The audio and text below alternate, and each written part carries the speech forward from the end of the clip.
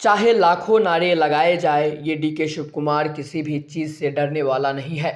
मैं अकेला आया हूँ और अकेला ही जाऊँगा। सुनने में भले ये बात नाटकीय लग रही हो, लेकिन डीके शिव कुमार अपना परिचय कुछ इसी अंदाज में देते हैं।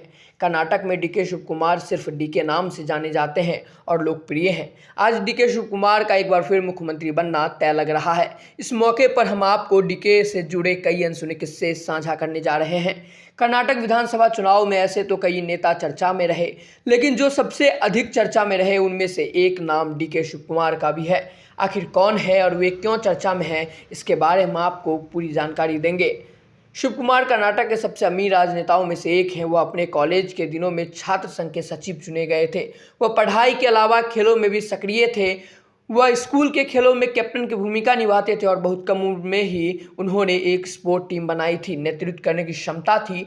स्पोर्ट्स से लेकर राजनीति तक हमेशा से नेतृत्व ही करते रहे हैं।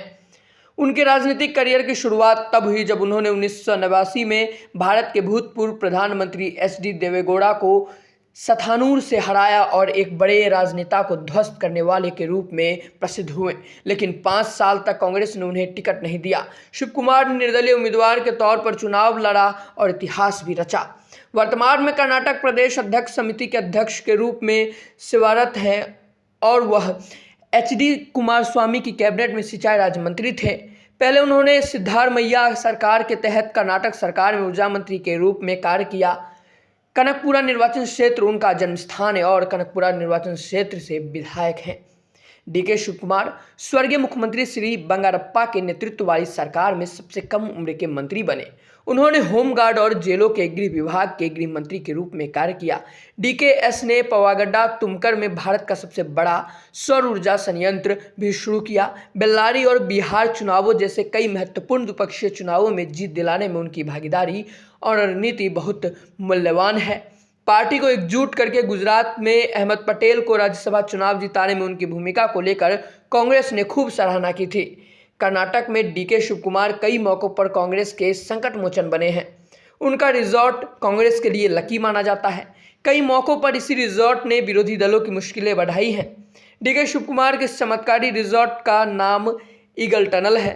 2002 में पहली बार यह रिजॉर्ट चर्चा में आया था। डीके शिव कुमार और सिद्धारमैया कर्नाटक में कांग्रेस के दोनों ही बड़े दावेदार। सिद्धारमैया कर्नाटक में 2013 से 2018 तक मुख्यमंत्री रह चुके हैं।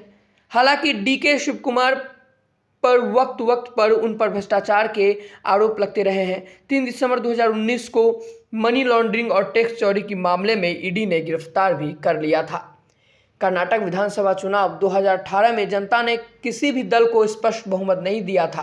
पिछली बार भी लड़ाई त्रिकोणीय थी, यानी बीजेपी, कांग्रेस और जेडीएस के बीच की लड़ाई, लेकिन जब परिणाम आया तो खंडित जनादेश मिला। पिछली बार बीजेपी सबसे बड़े दल के रूप में उभरी थी। उसके पास 104 विधायक थे। दूसरे नंबर पर कांग्रेस के पास 78 सीटें थीं। वहीं जेडीएस के खाते में 37 सीटें गई थी। बात करें इनके निजी जिंदगी की तो ऐसा कहा जाता है कि उनके माता पिता के 3 साल तक कोई बच्चे नहीं थे, इसलिए वे शिवधप्पा मंदिर गए और एक बच्चे के लिए भगवान शिव से प्रार्थना की, जिसके बाद उन्हें एक लड़के की प्राप्ति हुई और उन्होंने उसका नाम भगवान के नाम पर रखा। आज वही लड़का डीके शिव कुमार नाम से जाना जाता है। उनके पिता केम्पेगौड़ा और माता गौरम्मा है। जन्म 15 मई 1962 को हुआ।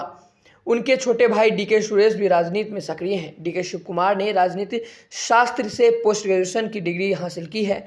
संस्कृत भाषा पर उनकी अच्छी पकड़ है। 1993 में उषा के साथ डीके शिव कुमार शादी के बंधन में बंध गए।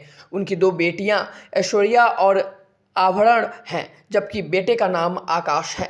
हालांकि वर्तमान में कर्नाटक में बीजेपी की सरकार है, लेकिन आज चुनाव के नतीजे घोषित होने वाले हैं, जिसमें कांग्रेस के जीतने की संभावना अधिक है और कांग्रेस पार्टी से डीके के शिव कुमार का चेहरा सबसे सामने उभर कर आ रहा है। तो अब देखना यह है कि जनता किसे मुख्यमंत्री के कुर्सी पर देखना चाहती है।